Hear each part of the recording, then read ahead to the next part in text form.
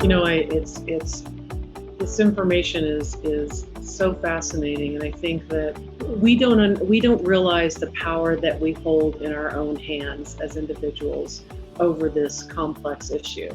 And I think you just identified some key changes that, even as we may feel overwhelmed with the challenges of this issue, there are so many small things that each of us can do that absolutely are having an impact, and also realizing that you don't have to be perfect.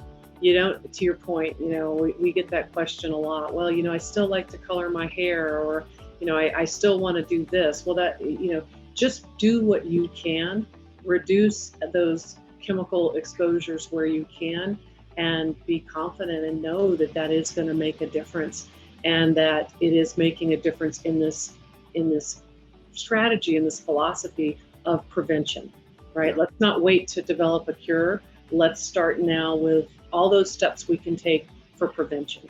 So I love that. That.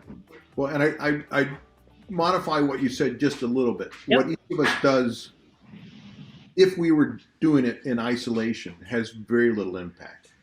But if we got together and we each did just a little bit that all moved us in this direction, then the impact would be profound. And in fact, we've seen that in the past. It was only, so now we're celebrating the 100th anniversary of women demanding the right to vote. 1 year, 2 years after women had the right to vote, this bill called the Town Shepherd Act, the first major public health bill, was passed that provided for funding for home nurse visitation, for clinic visits for children. It would not have happened but for women demanding the right to vote. Mm-hmm. And there are tapes of conversation of the congressman saying we better do this, or we're not going to be reelected. And I think that's what it's going to take. But once enough parents, once enough mothers begin to recognize the full impact of these toxic chemicals and the pollutants on their families, watch out. Things will begin to change. Right. We've got to get that awareness.